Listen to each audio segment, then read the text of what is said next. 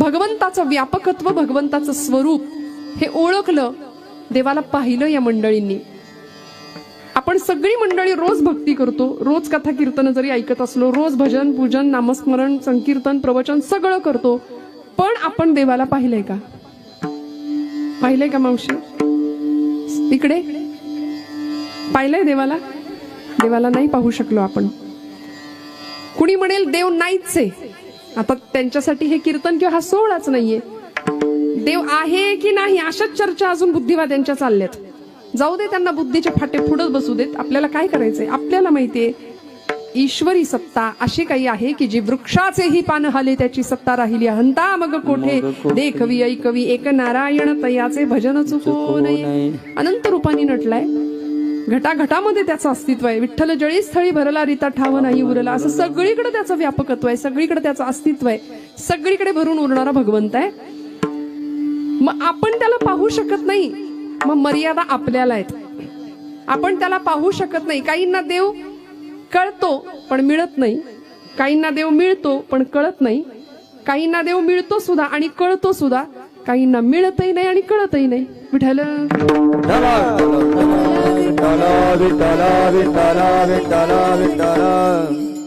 बाबा महाराज सातारकर असं म्हणायचे की तुम्ही देवाला माना किंवा मानू नका. देवाला न मानणाऱ्यांचा एक वर्ग आहे, फार मोठा आहे बघा. स्वतःला नास्तिक म्हणवणारी मंडळी आहे, तीच खरं तर फार आस्तिक असतात, घाबरून असतात. देवाला न मानणाऱ्यांचा एक वर्ग आहे, त्यांना बाबा महाराज म्हणायचे तुम्ही देवाला माना किंवा मानू नका. त्यांनी तुम्हाला मानलंय एवढं तर माना.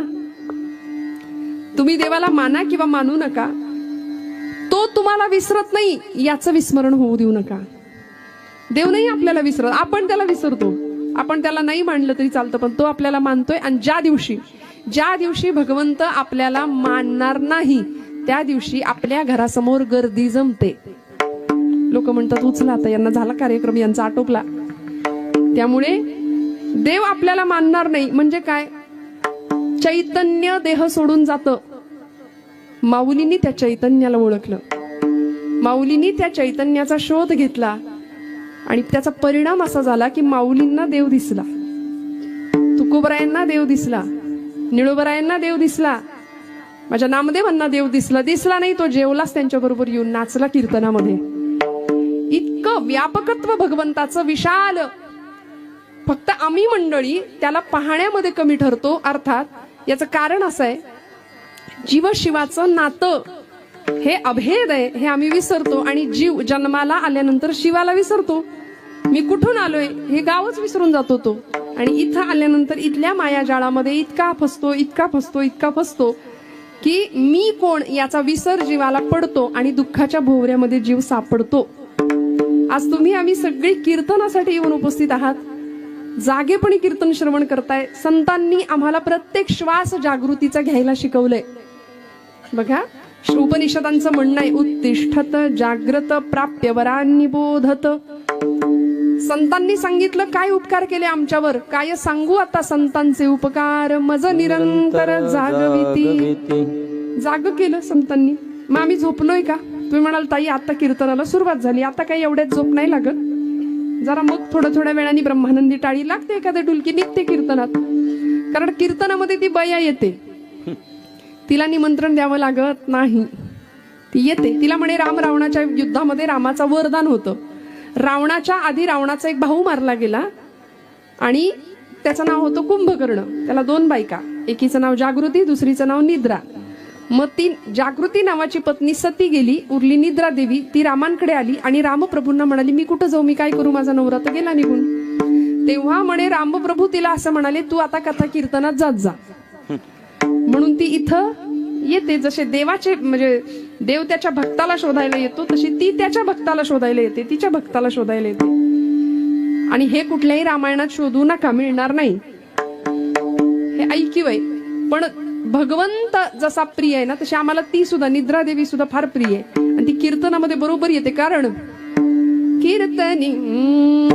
कीर्तनी बैसता निद्रे नागविले, कीर्तनी बैसता निद्रे नागविले, मन माझे गुंतले, मन माझे गुंतले, विषया सुख विषय सुख अमृताहुरी गोड नाम तुझे देवा नाम तुझे देवा अमृताहुरी गोड अमृताहुरी गोड नाम तुझे देवा नाम तुझे देवा कीर्तनी वैसता निद्रे नागविले मन माझे गुंतले विषय सुख विषय सुखामध्ये आम्ही इतके रमलो त्यामुळे आम्हाला कीर्तनामध्ये ती निद्रादेवी त्रास देते. पण संतांनी आम्हाला जाग करण्याचं काम केले. उत्तिष्ठत जाग्रत उपनिषदकार म्हणाले उठा जागे भारे आता स्मरण करा पंढरीनाथा. जन्म मरणाची येरझार चुकवण्याचं काम करणारं जागे पण संतांनी आम्हाला दिलं. पण आता माझा प्रश्न असा आहे, आपण आधी जागे होतो की आपण आधी उठतो? उपनिषदकार म्हणाले उत्तिष्ठत आणि जाग्रत. खूप लक्ष देऊन कीर्तन ऐका बरं का. अनेकांचा असा संभ्रम असतो 2 तास भरपूर हसायला मिळालं की कीर्तन मस्त, कीर्तन भारी, विनोद, आयुष्याचा विनोद व्हायची वेळ आली. कीर्तनात विनोद आमच्या गुरुजींनी सांगितलं लोणच्या पुरता पाहिजे. लोणच्याचं जेवण आपण नाही करत बाबा कधी. त्यामुळे भक्ती ज्ञाना विरहित गोष्टी इतरान कराव्या. प्रेम भरे वैराग्याच्या युक्ती विवराव्या. प्रेम भरे वैराग्याच्या युक्ती विवराव्या. भक्ती ज्ञाना विरहित गोष्टी न कराव्या. प्रेम भरे प्रेम भरे वैराग्याचा युक्ती विवराव्या. जेणे करोनी मूर्ती ठसावी अंतरी श्री हरीची. जेणे करोनी मूर्ती ठसावी अंतरी श्री हरीची. ऐसी कीर्तन मर्यादा हो संतांच्या घरची. ऐसी कीर्तन मर्यादा हो संतांच्या घरची. हे नाथांचं कीर्तनाची आचारसंहिता नाथांनी दिलेली आहे, त्यामुळे ती मोडण्याचा अधिकार आपल्याला नाही. त्यामुळे मी असं म्हटलं की आपण सगळेजण देवाला पाहण्याकरता धडपडत असतो, देवाला प्राप्त करण्याकरता धडपडत असतो. कुणी जपजाप्य करतंय, कुणी तीर्थयात्रा करतंय, कुणी दान धर्म करतंय, कुणी स्वाध्याय परिवाराकडे जातंय, कुणी सनातनच्या बैठकीला जातंय, कुणी प्रजापिता ब्रह्मकुमारी त्यांच्या बैठकीला जातं, कुणी अजून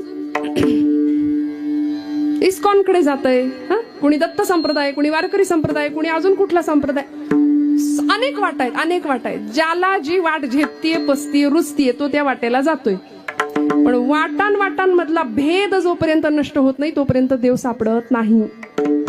असंख्य वाटेंनी आपण जात जात जात जात अभेद वृत्ती निर्माण होण्याऐवजी भेदच वाढत चालला. आमचं असं, आमचं तसं. आणि हे करण्याच्या नादामध्ये एकरूप असलेलं, एकोहम बहुश्याम असलेलं ते एक तत्व, एक ब्रह्म आम्ही विसरून गेलो. आणि ज्ञानोबरायांनी त्या ब्रह्माची ओळख करून दिली आम्हाला, किंवा ते ब्रह्म ओळखलं. संतांनी ते ब्रह्म ओळखलं. निळोबरायांनी त्या ब्रह्माची व्याप्ती सांगून दिली आम्हाला. निळोबराय म्हटले एकले न कंठेची म्हणून येणे. एकटं होतं ते. कोण? ते ब्रह्म एकटं होतं, त्याला कर्मच नव्हतं. देव एकटा होता, निर्गुण होता, निराकार होता, त्याला कर्मेनाच. म्हणून त्यांनी आपल्या मायेचा आधार घेतला आणि मग त्यांनी सृष्टीची रचना केली.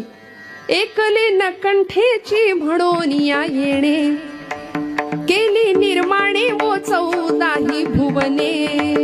गगन मेघ सूर्य चंद्र तारांगणे पंचही महाभूते भौतिके भिन्न भिन्ने वो. पंचही महाभूते भौतिके भिन्ने भिन्ने वो. ऐसा लागनिया माया सूत्रधारी. ऐसा लागनिया माया सूत्रधारी.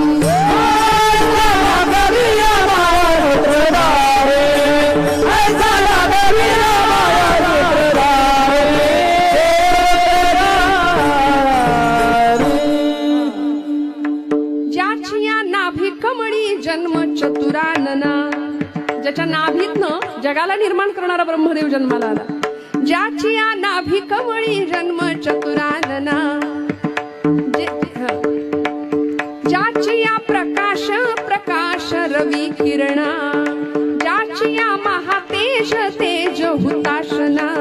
हो येणेची पढवुनी वेदू केला शहाणावो, येणेची पढवुनी वेद केला शहाणावो.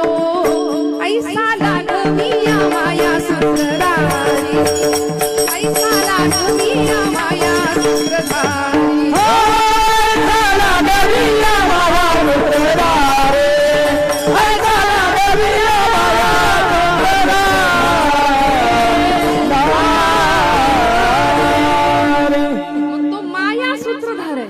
भगवंतांनी सृष्टीची रचना केली आणि त्या सृष्टीमध्ये त्याला पाहायचं आपण विसरून गेलो. भगवंतांनी आम्हाला जन्म दिला, सृष्टी निर्मिती केली, त्या सृष्टीमध्ये स्वतंत्र अस्तित्व म्हणून सगळ्या सजीव सृष्टीमध्ये मानव नावाचं प्राणी किंवा ते मनुष्यत्व आम्हाला दिलं मिळवून, मानव देह दिला.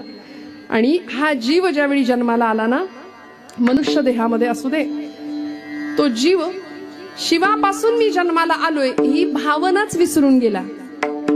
मी कुठून आलोय हे विसरल्यामुळे सोहम सोहम करणारा जीव इथं आल्यानंतर कोहम कोहम कोहम कोहम करायला लागला. आणि मी कोण या प्रश्नाचं उत्तर त्याला काही केले मिळेना. त्यामुळे या भवचक्रामध्ये हा जीव इतका अडकला, इतका गुरफटला. त्याचा परिणाम असा झाला की स्वतःची ओळख तर राहिली, देवालाही ओळखणं राहून गेलं. जीवाशिवाची गाठ पडली नाही आणि दुःखाच्या भोवऱ्यामध्ये वासांसी जीर्णानी यथा विहाय नवानी गृह्णाति नरोपराणी तथा शरीराणि विहाय जीर्णान्याति संयानि नवानि देहि. पुन्हा पुन्हा पुन्हा पुन्हा जीवन मरणाच्या चक्रामध्ये पुनरपि जननम पुनरपि मरणम पुनरपि जननी जठरे शयनम असा हा जीव अखंड सापडला आणि दुःखाच्या भोवऱ्यात फसला. संत आनंद स्वरूपाला प्राप्त झाले. तुकोबरायांकडे बघा, भौतिक प्रपंचिक अवस्था कशी होती महाराजांची. प्रचंड दुःख दारिद्र्य होतं. दुर्गादेवीचा दुष्काळ येऊन गेला, सगळं लोकांना देऊन टाकलं, रिकामं झालं मन, रिकामं झालं घर, सगळा प्रपंच वाताहत झाली प्रपंचाची. पण त्यानंतर तुकोबराय म्हणतात, बरे झाले देवा निघाले दिवाळी, बरी या दुष्काळे पीडा केली. बरं झालं ना देवा, बरं झालं, माझं दिवाळं निघालं प्रपंचाचं, हे बरं झालं. हे तुकोबराय म्हणतात, आम्हाला जरा कुठे खट्ट झालं संसारात, जरा कुठे बिनसलं की आम्ही सगळं खापर देवावर पडतो. देवा तू केलं, तुला बघवलं नाही. आपल्या सुखातही देव नसतो आणि आपल्या दुःखातही देव नसतो. आमची चूक अशी होती की आम्ही त्याला ओळखायला चुकतो.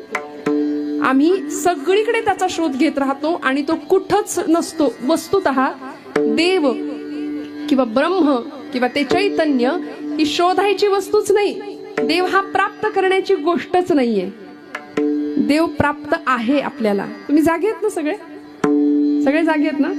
हा, देव आपल्याला प्राप्त आहे. मग आता सांगा, देवाला पाहिलंय का? पहिला प्रश्न परत विचारते, देवाला पाहिलंय का? अजून पण नाही म्हणताय? बर, मग अशी तुम्ही नाहीच म्हटला होतात, आताही देवाला पाहिलं नाही असंच उत्तर देत आहे. बर, देव प्राप्त करण्याची वस्तू किंवा गोष्ट नाहीये, देव आपल्याला प्राप्त आहे. प्रमाणासहित सांगते, तुकोबरायांचं प्रमाण आहे, उदकाचे तरंग तरंग उदकाचे अंग तरंग उदकाचे अंग तरंग उदकाचे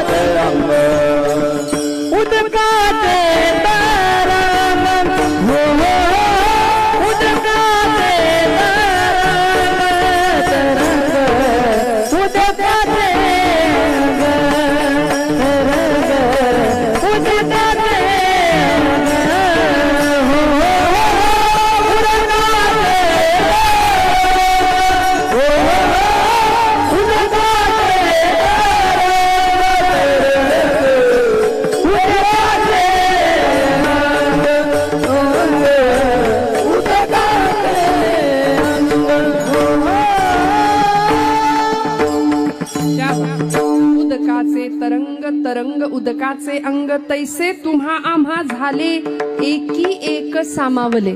तुकोबरायांचं प्रमाण आहे, उदक म्हणजे पाणी, उदकाचे तरंग, पाण्यावरचा तरंग तो पाण्यापेक्षा वेगळा आहे का?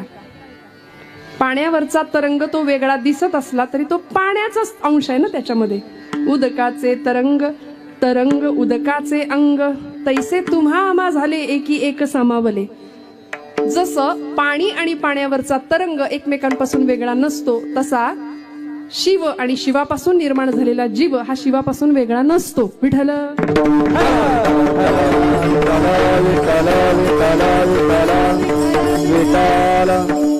मग भगवंताला पाहावं लागेल, बघावं लागेल. तो बाहेर दिसणार नाही, तो विटेवर मूर्ती रूपाने दिसेल, तो चैतन्य रूपाने दिसेल.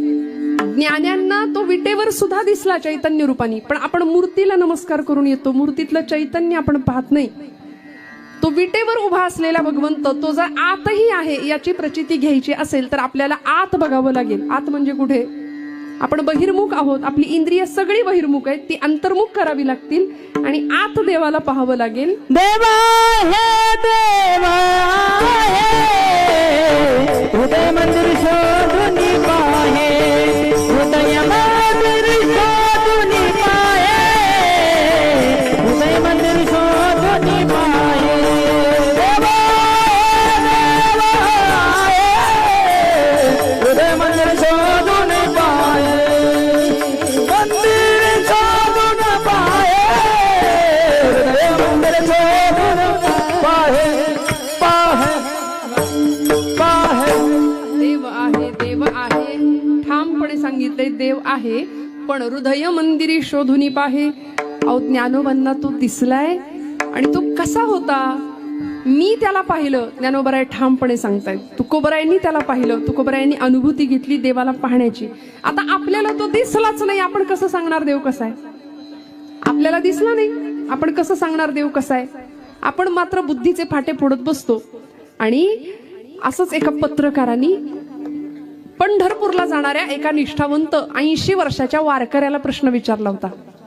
महाराज किती वर्षापासून वारी करताय? साल काय आठवत नाही, पण माझा नातू जसा माझ्या खांद्यावर आहे तसा मी माझ्या आज्याच्या खांद्यावर बसून येत होतो, तेव्हापासून मी वारी करतोय. इतक्या सहज उत्तर मिळालं. आणि पुढचा त्या पत्रकाराचा त्या पोराचा प्रश्न, आई आम्ही बुद्धिवादी माणसं अशीच असतो बघा, फार फाटे, श्रद्धा नाही, भाव नाही, खंडीवर प्रश्न विचारू आम्ही. खंडीवर टिकली लावायची कपाळाला, पोरगी विचारणार का नाही लावली तर काय होते, नाही का? खरं एक नाही मावशी, हातात बांगडी घाल ग बाई असं म्हणायचं सोय नाही. ती म्हणते काय होतंय नाही घातली तर. त्यांच्याकडे उलटे प्रश्न तयार असतात. असं त्यांनी विचारलं, बाबा एवढे वर्ष तुम्ही वारी करता, बरं मग देव दिसला का? देव भेटला का तुम्हाला?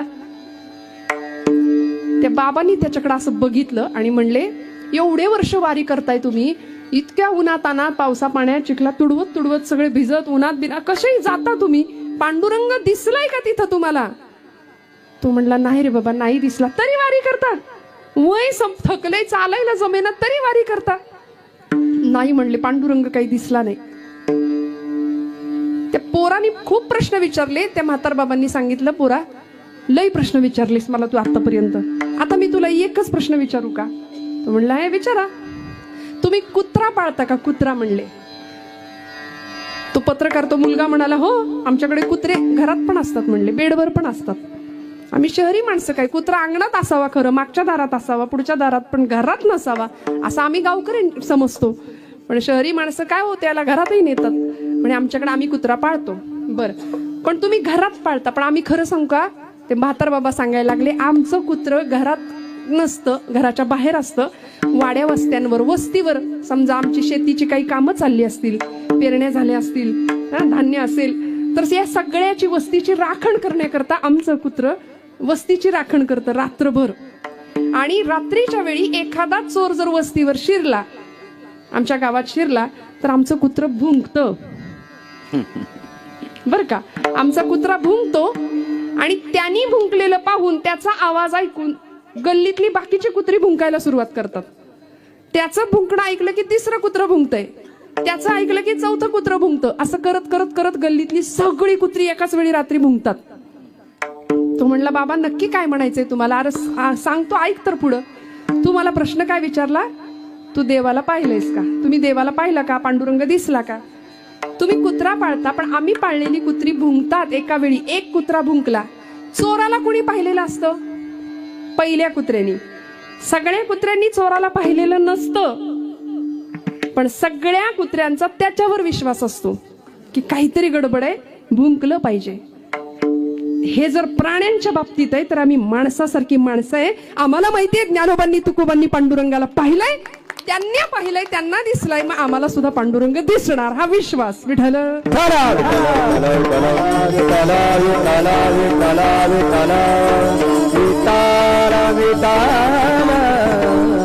मग देवाला पाहायचंय. आता इथपर्यंत विषय संपलेला आहे. देव दिसेल ना, आता हो, आता तरी हो म्हणा. तुम्ही नाही नाही नाही अशाच माना हलवताय. देवाला पाहिलंय का, नाही, पण पाहायची इच्छा आहे का, आहे. देव दिसेल का, दिसेल ना. आता दिसणार, देव दिसणार. ज्ञानोबांना दिसला, तुकोबांना दिसला, आपल्यालाही दिसेल. पण ज्ञानोबांना कसा दिसला ते ज्ञानोबराय सांगतात प्रथम चरणात. सत्य ज्ञानानंत गगनाचे प्रावण, सत्य ज्ञानानंत गगनाचे प्रावण, सत्य ज्ञानानंत गगनाचे प्रावण, सत्य ज्ञानानंत गगनाचे प्रावण, सत्य ज्ञानानंद गगनाचे प्रावण, गगनाचे वन, गगनाचे प्रावण, सत्य ज्ञानानंद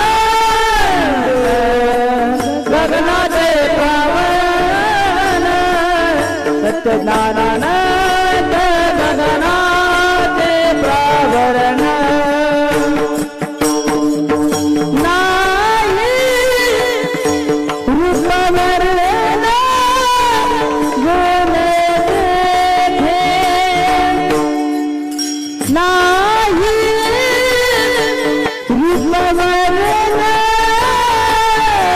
गुण देखे, नाही रूपवर्ण गुण देखे, तोहारे सिंहारी पहिला डोळे भरी, तोहारे सिंहारी पहिला डोळे भरी, तोहारे सिंहारी पहिला डोळे भरी.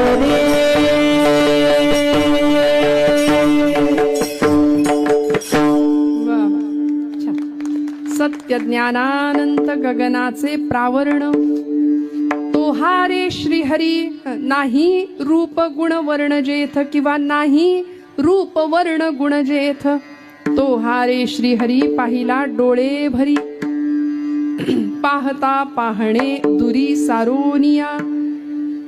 भगवंतांना मी पाहिलं असं ज्ञानोबराय सांगतात. आणि तो भगवंत कसा आहे, त्याचं अस्तित्व, त्याचं स्वरूप, त्याचं व्यापकत्व, एकंदरीत त्याचं रूप सगळं आमच्या समोर शब्दातनं व्यक्त केलं ज्ञानोबरायांनी. सत्य ज्ञानानंत किंवा सत्य ज्ञानानंद दोन्ही पाठभेद आहेत. गगनाचे प्रावर्ण, नाही रूप वर्ण गुण जेथे. देव कसा आहे, देव मला दिसला, देवाला मी पाहिलं. ज्ञानोबराय सांगतात देव सत्य स्वरूप आहे.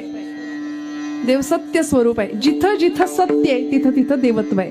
आता देवाला पाहायचं कसं आणि कुठे पाहायचं बघा. देव कुठे दिसणार, जिथं सत्य आहे तिथं देव आहे. श्रीमद भागवत महापुराणामध्ये मंगलाचरणाचा पहिला श्लोक म्हटला जातो. सच्चिदानंद रूपाय विश्वोत्पत्त्यादि हेतवे तापत्रय विनाशाय श्रीकृष्णाय वयं नमः.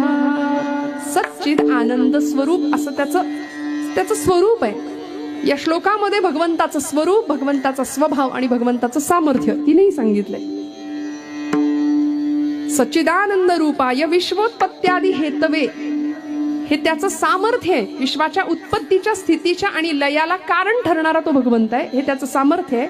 आणि तापत्रय विनाशाय म्हणजे त्रिविध तापांचा नाश करणारा तो भगवंत, त्याचा तो स्वभाव आहे.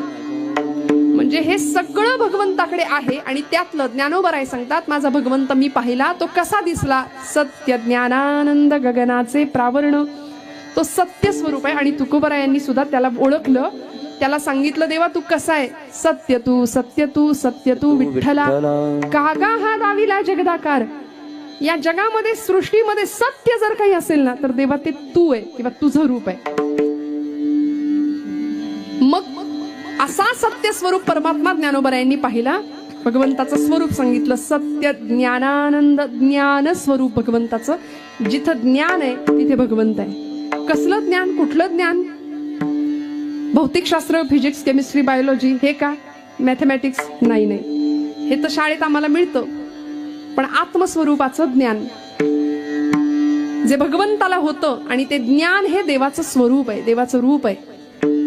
भगवंताच्या षड्गुणैश्वर्याचं वर्णन ज्यावेळी ज्ञानोबराय करतात, त्यावेळी भगवंत कसा आहे?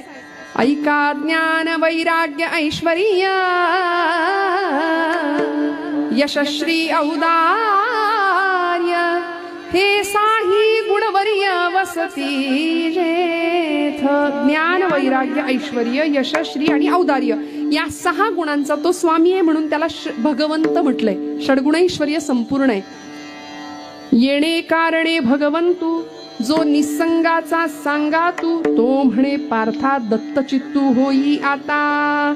भगवान म्हटलंय. भग म्हणजे गुण, जो गुणांनी वान म्हणजे व्यापण, गुणांनी जो व्याप्ताय तो भगवान आहे. त्याच्या गुणांचं वर्णन करावं. त्या गुणांमधला 6 गुणांमधला एक गुण माऊली सांगतात, ज्ञान. पहिला गुण आहे ज्ञान. कुठलं ज्ञान? मी आता सांगितलं तसं, बाकीचं नाही, भौतिकातलं नाही. आत्मस्वरूपाचं ज्ञान. हु आय एम, मी कोण? मी स्वतःला तरी ओळखलंय का? मी स्वतःचा तरी श्वास बघितलाय का? मी कोण आहे? त्या मीची प्रचिती येणं, ते ज्ञान होणं, ते अध्यात्माचं ज्ञान, ते आत्म्याचं ज्ञान, ते भगवंताचं स्वरूप आहे. म्हणून सत्य ज्ञानानंद. आणि देवाचं स्वरूप आहे ज्ञान आणि आनंद. आनंद स्वरूप आहे देव. देव स्वतः आनंदाचं निधान आहे. त्याचं स्वरूप सांगितलं संतांनी, आनंद अद्वय नित्य निरामय. आनंद अद्वय नित्य निरामय. आनंद अद्वय नित्य निरामय. आनंद अद्वय नित्य निरामय. एका निज ध्येया योगियाचे, एका निज ध्येया योगियाचे समचरण साजिरे विटेवरी. देव समचरण साजिरे विटेवरी. एका निज ध्येय योगियाचे, एका निज ध्येय योगियाचे देह समचरण साजिरे विटेवरी. देह समचरण साजिरे विटेवरी. आनंद हे भगवंताचं स्वरूप लक्षण आहे. देव आनंद स्वरूप आहे, नित्य आहे, निरामय आहे, अद्वय आहे. आनंद हे भगवंताचं स्वरूप ज्ञानोबराय सांगतात, सत्य ज्ञानानंद गगनाचे प्रावरण. आनंद स्वरूप असलेल्या भगवंताचे आम्ही अंश आहे. आणि आम्ही कसे वागतो? आमचा चेहरा कसा असतो? असतो का आनंदी कायम? आता इथे बसलेले सगळे चेहरे आनंदी आहे असं मी आपलं समजते. आहे ना? तुम्ही आनंदी आहे ना? काही टेन्शन नाही ना? काही त्रास नाही ना? काही दुःख नाही ना? संसार दुःखाशिवाय असूच शकत नाही. पहिली गोष्ट, संसार दुःख मूळ हे सगळ्यांचं प्रमाण. कीर्तनाला न येणाऱ्यांचं सुद्धा पाठ असतं. राहू दे, आपण नाही म्हटलं ते सगळ्यांना माहितीये. संसार दुःख मूळ चालीसह माहिती असतं. म्हणजे आम्ही इतके रडत ती चाल म्हणतो, संसार दुःखाचा हे आम्हाला माहितीये, पण सुटत नाही. सुटतो का संसार? बरं, आपण संसाराला धरलंय की संसाराने आपल्याला धरलंय? खरं सांगा ना मावशी. मग सोडायचं का? सुटलं तर सगळं सुखाचंच आहे, पण सुटत नाही, सुटत नाही. आनंद स्वरूप परमात्मा आहे, त्याचे आम्ही अंश आहोत, पण आपण कायम दुःखी. जीव शिवापासून ज्यावेळी वेगळा समजायला लागतो स्वतःला, त्यावेळी तो दुःखाच्या भोवऱ्यात सापडतो. जीव शिवस्वरूप आहे, मी त्याचाच अंश आहे हे ज्यावेळी जीवाला कळतं, त्यावेळी जीव आनंद स्वरूपाला पोहोचतो. माऊलींनी तो अनुभव घेतला आणि माऊली भगवंताचं स्वरूप सांगतात. सत्य, सत्य स्वरूप, ज्ञान स्वरूप आणि अनंत किंवा आनंद स्वरूप. देव आनंद स्वरूप आहे. देव आनंद स्वरूप आहे. माऊलींना त्याच जीवाचा किंवा त्याच जीवातला जो जीव आहे की नाही त्याचा लळा लागला. आतमध्ये तो ते परमात्मा तत्व.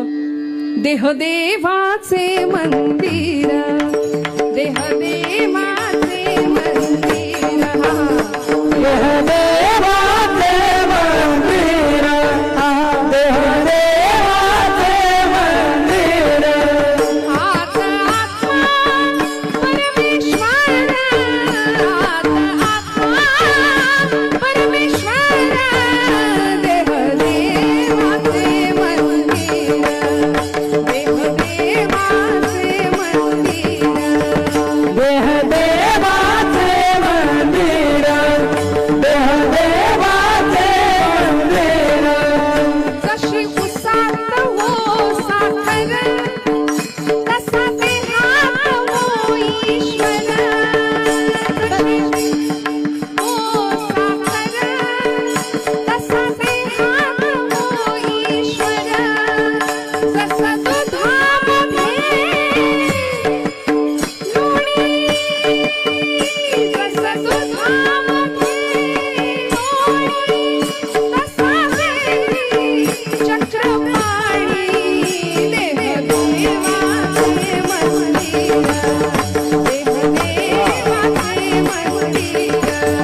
देह देवाचे मंदिर, देह देवाचे मंदिर, देह देवाचे मंदिर.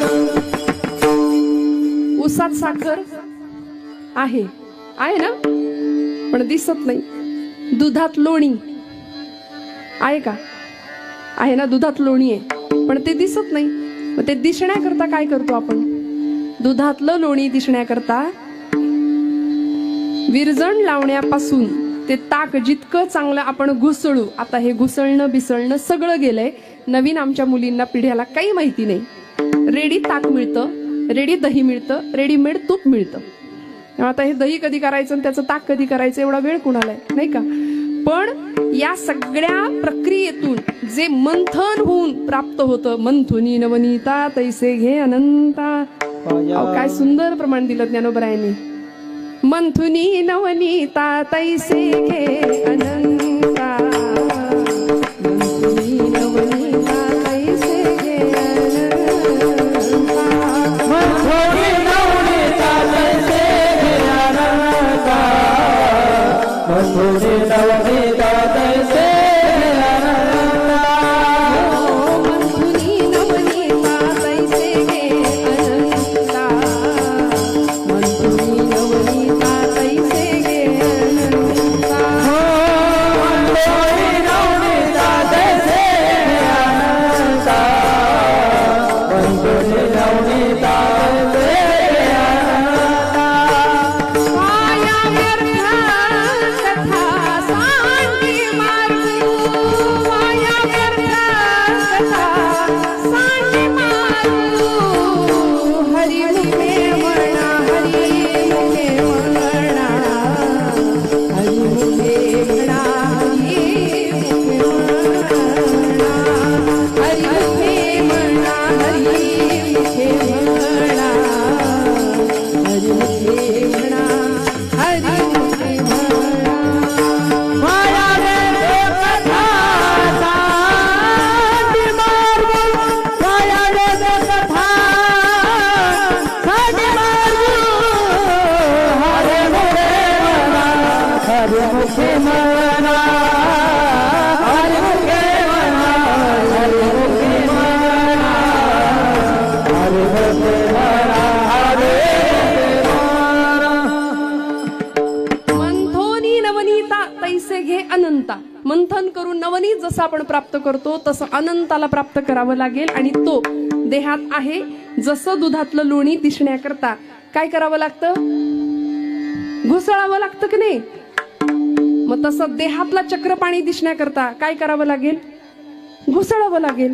आणि घुसळायचं म्हणजेच भजन करायचं. बोला विठ्ठल.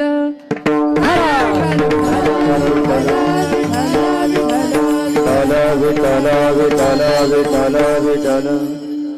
घुसळणं म्हणजे भजन आहे. बरं, आता अजून थोडं सांगते. फिजिक्सचा, भौतिकशास्त्राचा एक नियम आहे, सिद्धांत आहे की एनर्जी ज्यावेळी आपण सेंट्रलाइज करतो, ऊर्जा ज्यावेळी एकत्र आणली जाते त्यावेळी ती जास्त ताकद देते, सघन होते. ऊर्जा एकत्र आली की ती सघन होते. वारा सगळ्यांनी पाहिलाय, पण तो वारा पवनचक्कीच्या माध्यमातून एकत्र आणला की काय होतं? वीज तयार होते. वाफ सगळ्यांनी पाहिलीये, चहाच्या किटलीतनं वर जाणारी वाफ, रोज चहाची वाफाळलेली आपण पाहतो ना, रोज पाहतो. पण त्या वाफेला एकत्र आणलं तर त्या वाफेवर इंजिन सुद्धा चालतं. हे शास्त्रज्ञांना सिद्ध करून दाखवलं, अर्थात ते झालं. आणि हे शास्त्रज्ञांनी माऊलींच्याच तत्वज्ञानातनं घेतलं, हे आपल्याला माहितीये. मग ही सगळी एनर्जी ज्यावेळी एकत्र आणली त्यावेळी त्याची ताकद वाढली. हे जर आपल्याला कळतं तर भगवंतांनी आम्हाला देहामध्ये प्रचंड ऊर्जा शक्ती देऊन पाठवली आहे, पण ती सध्या झोपली आहे. तिला जाग करण्यासाठी, ती जाग करण्याची गरज आहे. आणि ती एकदा जागी झाली, ती चैतन्य शक्ती एकत्र आली की ज्ञानोबरायांना जो अनुभव आला तो सर्वसामान्य साधकाला येऊ शकेल, असं ज्ञानोबरायांचं म्हणणं आहे. माऊली म्हणतात, मी त्याला पाहिलंय. कसा पाहिलं माहितीये का? योगिया दुर्लभ, योग्यांना सुद्धा दुर्लभ असलेला भगवंत मी माझ्या डोळ्यांनी पाहिलाय. तो म्या देखिला योगिया दुर्लभ, तो म्या देखिला साधणी. योगिया दुर्लभ वेदिना तारणी. योगिया दुर्लभ वेदिना तारणी. पाहता पाहता मनानं पुरे भणी, पाहता पाहता मनानं पुरे भणी. देखिला देखिला माये देवाचा देव, देखिला देखिला माये देवाचा देव. पाहता पाहता मनानं पुरे, पाहता पाहता मनानं पुरे. बेरा बेरा माये देवाचा देव. बेरा बेरा माये देवाचा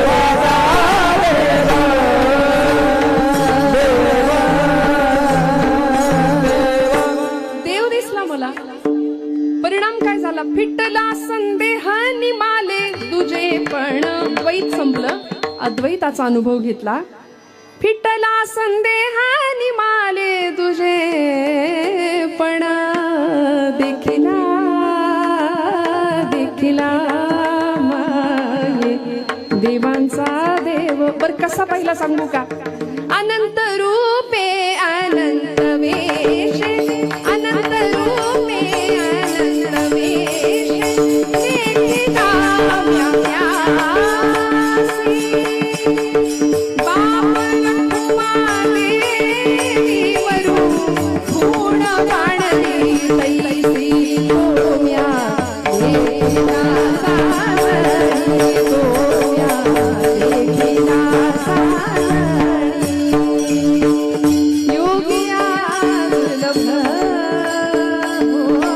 योगिया दुर्लभ, तोम्या देखिला सासणी, तोम्या. माऊलींनी सांगितलं मी त्याला पाहिला. तो कसा आहे त्याचं स्वरूप सांगितलं. सत्य ज्ञानानंत गगनाचे प्रावरण. गगनाचं आच्छादन त्यांनी घेतलंय. जणू काही सगळ्या जगावर त्याचं पांघरुण आहे, सगळ्या जगाला त्याचा आधार आहे. आधार आहे की नाही त्याचा? पण आपण त्याच्यापासून लांब राहतो. आम्ही जर त्याच्या जवळ राहिलो ना तर आपण त्याच्या पांघरुणाखाली राहू, त्याच्या आच्छादनाखाली राहू. गगना इतका व्यापक आहे. महाराजांनी त्याचं वर्णन केलं. तुका म्हणे व्यापक नभा, होई अणूचाही गाभा. देव किती मोठा आहे. विश्वरूप दर्शन योग. अर्जुनाला भगवंतांनी दर्शन दिलं, स्वतःच्या आत्मस्वरूपाचं स्वतःचे स्वरूप दाखवलं. कसा होता भगवंत. अनंत रूपो दरभक्त नेत्रम अनंत बाहू दरभक्त नेत्रम पश्चामि त्वां सर्वतोऽनंत रूपम नान्तं न मध्यं न पुनस्तवाद्यं पश्चामि विश्वेश्वर विश्वरूपम. कसा आहे भगवंत, ज्याला आदी नाही मध्य नाही अंत नाही, असा भला मोठा महाकाय रूप आहे. तो हत्ती होऊन हत्तीच्या देहात राहतोय, मुंगी होऊन मुंगीच्या देहात राहतोय. सगळीकडे परमात्म तत्व आहे, सगळीकडं.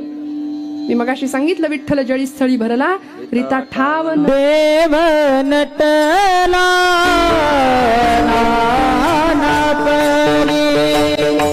देव नटला नाना परी. देव नटला नाना परी. देव नटला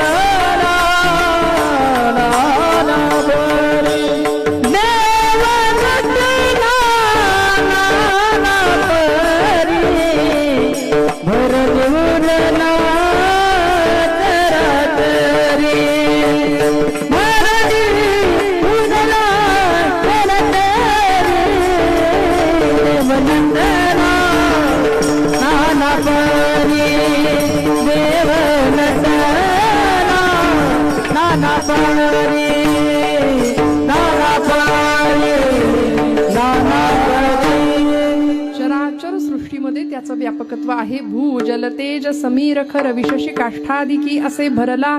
स्थिरचर व्यापुनी अवघा जो जगदात्मा दशांगुले उरला. अद्यतिष्ठ दशांगुलम. सगळीकडे असलेला भगवंत माझ्या हृदयामध्ये मी त्याला पाहिला. म्हणून ज्ञानोबरायांनी त्या जीवातल्या जीवाला हाक मारली. जीवीची या जीवा प्रेमा भावाची या भावा. तुझ वाचुनी केशवा तुझ वाचुनी केशवा अनुरावडे जीवे अनुसरलिये अजुनी कानये. वाट पाहिली त्याची. त्या चैतन्याचा जिव्हाळा लागला ज्ञानोबरायांना. चित्त चैतन्य चोरून नेले असा अभंग आहे माऊलींचा. त्यामुळे ज्ञानोबरायांनी त्याला ओळखलं. तो गगना इतका विशाल आहे, सगळ्या जगावर त्याचं पांघरुण आहे, मायेचं आच्छादन आहे. आम्ही त्याच्यापासून लांब राहतो, ही आमची अडचण आहे. आपल्याला नाही का वाटत देवानी आपल्या घरात यावं, देवानी आपल्या दारात यावं. देव पांडवांच्या घरात गेला की नाही. द्वारकेचा राणा पांडवा घरी. देव भक्तांच्या दारात गेला. देव आपल्याकडे येत नाही, कारण आपल्याला देव सोडून बाकी सगळं आठवतं. प्रपंचामध्ये बाकी सगळं चालतं, पण देव नाही आमच्या प्रपंचात. जनाबाईंनी देवाला आणलं. देवळातला देव स्वयंपाक घरात आणला, जात्यावर दळायला लावलं त्याला.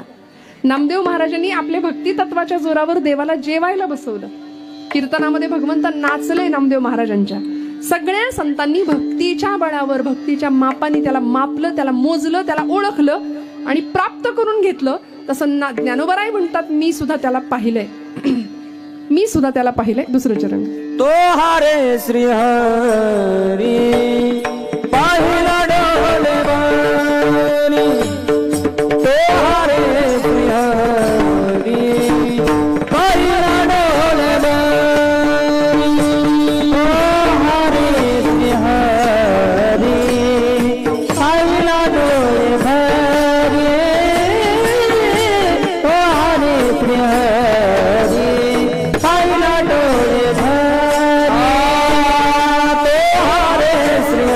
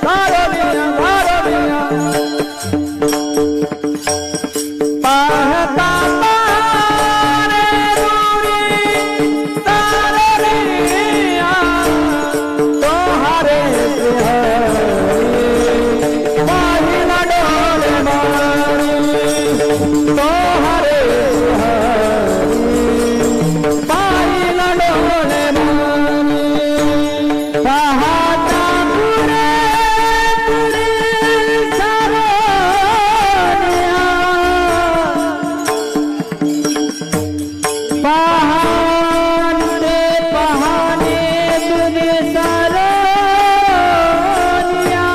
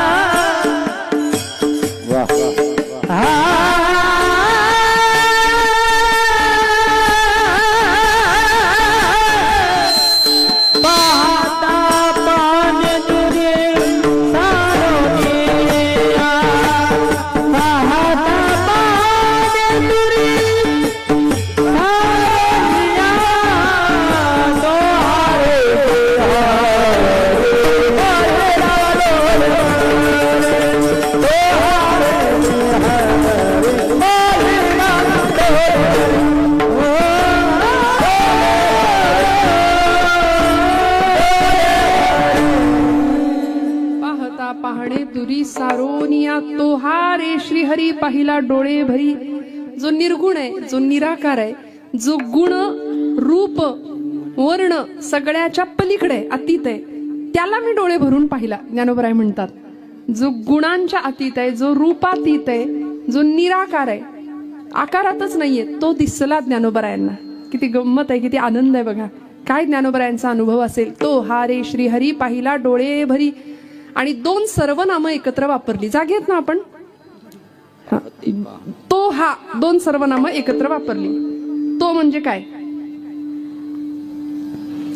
आणि हा म्हणजे काय, तेवढं बघितलं की आपलं कीर्तन संपले. काळजी करू नका. तो हा विठ्ठल बरवा बरवा, तो हा विठ्ठल बर ती तीना दीना दीना ती तीना. विठ्ठल बरवा बरवा, तो हा विठ्ठल ती तीना दीना दीना. आपल्याला सगळ्यांना अभंग पाठ आहे ज्ञानोबरायांचा. तो हा विठ्ठल बरवा, तो हा माधव बरवा, तो हा माधव बरवा बरवा, तो हा विठ्ठल बरवा बरवा. माऊलींनी इथे सुद्धा बघा तो आणि हा ही दोन सर्वनामं एकत्र वापरली. इथे सुद्धा तो हा श्रीहरी पाहिला, तो हा रे श्रीहरी पाहिला डोळे भरी, दोन सर्वनामं एकत्र वापरली. मराठी भाषेच्या व्याकरणशास्त्रानुसार दोन सर्वनामं एकत्र येत नाहीत. तरी सुद्धा ज्ञानोबरायांनी माझा मराठाची बोली कौतुके असं म्हणणारे ज्ञानोबराय दोन सर्वनामं एकत्र आणली. म्हणजे काय, तो कुणाला आपण म्हणतो, आपल्या सगळ्यांच्या मध्ये आता आपण सगळे बसलोय, या सगळ्यांच्या मध्ये आपल्यातलाच एक ओळखीचा आहे, पण ती व्यक्ती उपस्थित नाही. मग आपण काय म्हणतो, तो जो आहे पण इथं नाही, आपण काय म्हणतो, तो. आणि आपल्यातलीच एक व्यक्ती आहे जी इथं आहे, आपण म्हणतो हे बघ हा हा. कळला फरक. निर्गुणवाद्यांचा जो तो आहे की नाही, तो आहे पण दिसत नाही, तोच माऊली म्हणतात आम्हा सगुणवाद्यांचा हाय जो विटेवर उभा आहे. विठ्ठल भगवंत दिसतो, भगवंत भेटतो. आम्हाला तुम्हाला सुद्धा भगवंत भेटेल, पण त्याच्या जवळ राहिलं पाहिजे. आम्ही काय करतो माहितीये का, एसटीचा प्रवास सगळे करताना एसटीत बसतो की आपण. एसटीत बसताना आपला हट्ट काय असतो, कुठं बसलं पाहिजे, खिडकीची बाजू पाहिजे, अजून पुढची सीट पाहिजे. रस्त्यांची अवस्था बघता आपल्याला असं वाटतं ना की बाबा धक्के नाही बसले पाहिजे, सहज प्रवास झाला पाहिजे, म्हणून आपण पुढे बसतो. आपण जितकं ड्रायव्हर पासून जवळ बसू, ड्रायव्हर पासून जवळची सीट असेल तेवढा आपल्याला आदळापट कमी असते.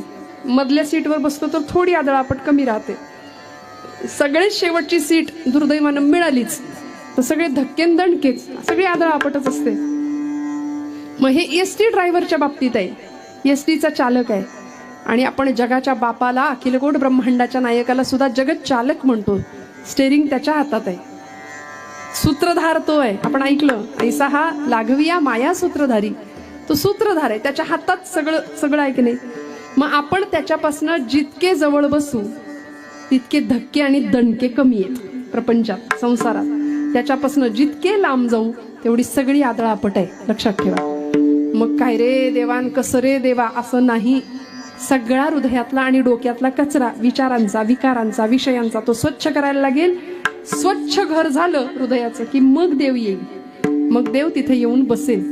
ज्ञानोबा यांनी त्याला हृदयामध्ये प्रगट केला, प्राप्त केला, म्हणून तर संजीवन तत्वाला स्पर्श करू शकले. आणि ज्ञानोबा भगवंताचं स्वरूप आम्हाला सांगू शकले. आम्ही सर्वसामान्य माणसं आहे, प्रापंचिक माणसं आहे. प्रपंचच एवढे आवडीने करतो की परमार्थ करायला आम्हाला सवड मिळत नाही. ब्रह्मचैतन्य गोंदवलेकर महाराज म्हणले, प्रपंच सवडीने करा पण परमार्थ मात्र आवडीने करा. परमार्थासाठी मला वेळ नाही असं म्हणणं हे जगातलं सगळ्यात खोटं वाक्य आहे. आणि दिवसातनं 10 वेळा आम्ही ते बोलतो, मला वेळ नाही, मला वेळ नाही. येतं का कीर्तनाला? नाही, वेळच नाही. मग काय ज्ञानेश्वरी घेताय का आजपासून वाचायला? कुठलं वेळ? वेळच नाही आम्हाला. प्रपंच करायला, बाकी सगळं करायला वेळ आहे. पण मला असं वाटतं तुम्ही सगळे ज्ञानेश्वरीच्या रोज 400 ओव्या वाचत असा. वाचता ना रोज 400 ओव्या? नाही, बरं मग 200 तरी, 100. अहो निरोगी म्हणजे निरोगी माणूस, आयुर्वेद शास्त्र असं सांगतं, एक निरोगी मनुष्य दिवसातनं 21,600 वेळा श्वासोच्छ्वास करतो. श्वास घेणं आणि सोडणं ही जी प्रक्रिया आहे, 21,600 वेळा निरोगी माणूस दिवसातून 24 तासात. मग प्रत्येक श्वास देवाला वेचला जावा, रिकामा जाऊ निधी एक क्षण असं म्हटलंय. प्रत्येक श्वास देवाच्या आठवणीत काढावा. आम्हाला 21,600 वेळा नाही जमलं, 600 वेळा तरी.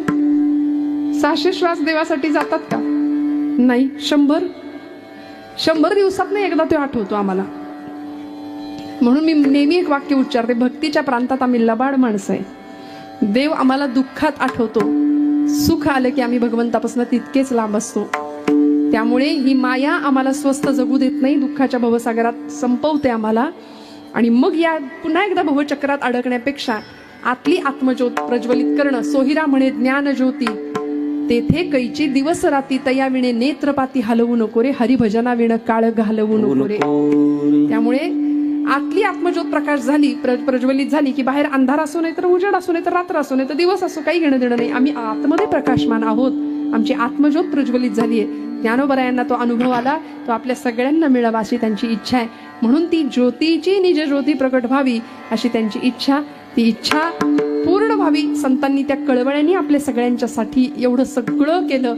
जगाचे शिव्याशाप सुद्धा सहन केले, जगाकडून मिळणारी अवहेलना, त्रास सहन केला, पण जगाचं चिंतनच, कल्याणच चिंतन केलं. त्यामुळे माऊलींच्या या अभंगाला यथाशक्ती यथामती स्पर्श करण्याचा प्रयत्न केलाय. भैरवी म्हणायचे का? झालेली सेवा भगवंत चरणावर समर्पित करते. बोलत असताना काही वेडवाकडं गेलं असेल तर मोठ्या अंतकरणाने क्षमा करा.